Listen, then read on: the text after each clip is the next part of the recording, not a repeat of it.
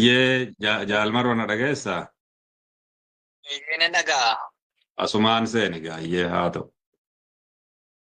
Fayyaa ta'ii ulfaadhu waltajjii abboomi. Ga'ama yoo ta'e fayyaa ta'e jaal jireenyaa xiqqoo quunnamtiin uummanni Oromoo miseensonni deeggartoonni akkasumas mararfattoonni kan biyya keessa jirtanis akkasumas biyya ambaa jirtanii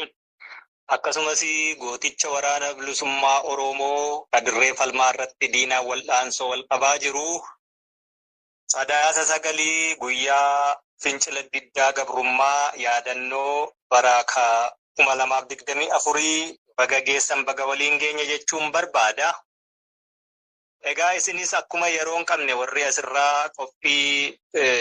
qopheessaa jirtanii uummanni Oromoo biyya ambaa jirtan akkasumas qaba adda addaa taa'ee mana kana keessatti hirmaannaa godhee dhaggeeffataa jiru. Waraanni bilisummaa Oromoo hooggantoonni akkasumas qondaaltonni dirreerraa mana kana keessatti argamanii hirmaannaa gochaa jiranis yeroon amma naannoo Oromiyaatti sa'aatiin xiqqoo haala nageenyaafis hin mijanne waan ta'eef gaggabaabsinee xumurannee isiniifis yeroo kenninee ba'uu barbaanna. Egaa yaadannoo fincila diddaa gabrummaa ka sadaasa sagalii yeroo yaadannu waan baay'eetu jira. Seenaa baay'ee dubbachuutu danda'ama. Immoo amma seenaa dubbachuurra hin geenye seenaan nuti hojjennu seenaa uummanni Oromoo hojjete seenaa karaa irratti rarra'ee hafe guduunfaa hin arganne akkasumas immoo seenaa silaatoo xumur argachuu qabu. Hatame warra taa'ee seenaa hatu warra taa'ee injifannoo hatu warra taa'ee yeroo hundumaa guduunfaa qabsoo bilisummaa Oromootti bishaan naqutu ammas butee ofitti fudhate waan ta'eef seenaa dalaguu itti fufnee gara guduunfaa gochuutti immoo waliin tarkaanfanna irraa kan hafe amma teenye yerootti seenaa haasofnu miti. Kanaaf iyyuu fincila diddaa gabrummaa keessumaa biyya keessatti uummanni Oromoo qonnaan bulaa, daldalaa, barataa, barsiisaa adeemsa jiruu fi jireenya kamiirraayyuu hirmaannaa keessatti godhee sodaa injifattee ani dhaqaa baay'ee uummanni Oromoo siyaasa keessatti bifa takkaayyuu mataa ol qabachuu hin dandeenyeen TPLF fi fakkaattonni isaa yookaan immoo warri isa jala deemee guca ta'ee daandii Oromoof Oromiyaa argisiise gola iccitii sabaa warri baasee kennee fi warri immoo warra sanatti dhimma ba'e farda godhee fe'atee Oromiyaa seene akkaataa itti Oromoon maatiitiin wal tiksee beektu gaa tokko shanee garee gootii milishaa abbaa maali abbaa ganda waan baay'eetiin haati intala irratti dhirsi niitii irratti niitiin dhirsa irratti obboleessi obboleettii irratti namni bakka galu bakka oolu bakka bulu bakka deemu hundumaatti wal tiksee siyaasa ukkaamamaa qabsoo biyya kana keessatti Oromiyaa keessatti afaan baafachuu dubbachuu hin danda'amne sadarkaa sanatti namni walirratti ijaaramee Oromoon sadarkaa sanatti diinaa fi luqqee baay'atee inni immoo qabsoo fedhus achi keessatti ukkaamamee haala hamtuu keessatti hin danda'amu. Mootummaan kun mootummaa takkaamayyuu barcuma siyaasaa miti waa'ee isaa dubbachuunuu hin danda'amne irra akka jedhamutti waan wayyaaneen ijaarte yeroo sanaa kan ittiin cabse ture jechuudha. Kanaaf har'a seenaan haasofnu akkamitti eegalee qooda fudhattoota akkamiitu ture ammoo Oromoo deemsa jiruu fi jireenya kamuurraa irratti hirmaate keessatti gara jabina ajjeechaa hidhaa godaansa baqattummaa waan baay'ee dhaqqabee kuni hundumtiyyuu silaa otoo beekte warrumti OPDOyyuu nu caalaayyuu ka guyyaa kana yaaddachuu qabu isaan ture. Maal jennaani gabrummaa akka sabaatti waliin qabnu dabalatammoo gabrummaa dhuunfaa isaaniitti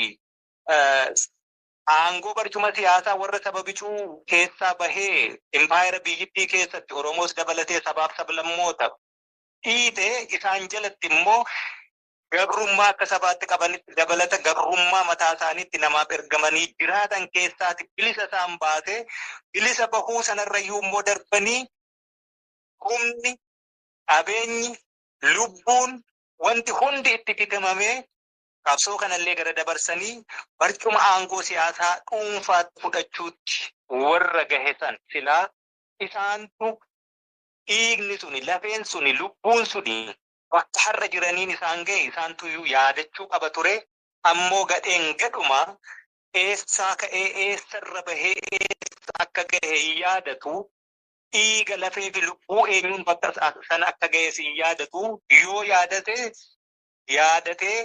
waan sanaaf kabajaa kennu safeeffachuu hin fedhu. Isa warra akkasiirra waa eegnaaf osoo hin taane akkaataa isaanitti bakka sana gahan isaan yaadachiisuumaafi. Egaa barataan Oromoo elementary high school haga university qonnaan bulaan daldalaan barsiisaan namni hundumtiyyuu jireenya adeemsa jiruuf kamii keessaa iyyuu waan kanarratti hirmaataa ture. Wareegamni duuti ekeraan du'aa mana Oromoo tokko balbala Oromoo tokkotti rurrukuttee fi Oromooni akka Oromootti akka sabaatti gaafa cabiinsa ilmaan Oromoo walloorraa kaasee tuutuma suuta haga gadi dhufu Wallagga Booranaatti harkara daangaa Oromoo fagoo jiruutti haga gabrummaan babal'ataa cabiinsi Oromoo wal jalaan cabaa haguma dhufe sana akkasumas Oromooni qabsoo keessatti gabrummaa didee warri qabsoo gaggeessu naannoo irratti qabsoon bilisummaa Oromoo yeroo dheeraa fi maatii namoota hagoo yookaan namoota xiqqootidha soorataa itti fufaa turte waan ta'eef fincilli suni sanadha jijjiire. Kan sana jijjiire immoo wareegamni akkasumas akkan sila kaase ekeraan du'aa balbala Oromoo maatii Oromoo tokkottidha rukutte waan ta'eef waan qabnu waliin qabna jiraannus waliin dhabamnus waliin gara jedhuu fi Oromoon tokkummaa wal faana dhaabbachuutti ka isa geesse waan ta'eef guyyaan kun guyyaa seenaa qabeessaa guyyaa kabajamaa fi ulfaata. Egaa uummanni Oromoo hedduun isaa mana kana keessa jirus kan mana kana keessa hin jirre har'a nuti bu'aan qabsoo harka duwwaa fincila diddaa gabrummaa sanarraati gara qawweetti tarkaanfanne. Sababiin isaas daandiin kallattii sanaan nu deemsise naannoo kanarratti keessumaa gaanfa Afrikaa Empaayeratti Itoophiyaa kana keessatti warra nagaa beekutu hin jiru waan ta'eef afaan qawweetti nu tarkaanfachiise. Mudhii ilaallee dhandhamnee waan sana keessatti qooda fudhannee balaasaas gaarummaasaas hunduma arginee jaallan kiyya keessa jiranillee dabalatee akkasumas dargaggeessi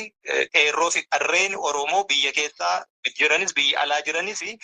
hundumaa arganii daandiin sun akka hin baasne waan hubanneef gara kanatti dhufne har'a qabsoo kallattii biraa kan aalmayaan dhufe abbootiin keenya ilmaan itti guddisnaa dandeenyummoo hundeen buqqisna jedhanii hundeen buqqisuu dadhabanii ilmaan isaanii nuti itti guddanne bifa itti xumuratti goonu guduunfaa itti goonu isarraatumaa ijibbaata falmaa gaggeessuu Oromiyaa keessatti argamnaa jechuudha. Egaa uummanni Oromoo nu ijoollee isaa warra akkasittiin falmaarra jiru kana abdii godhatee gaachana godhatee itti hirkatee itti amanee keessumaa isin uummanni Oromoo biyya ambaa jirtanii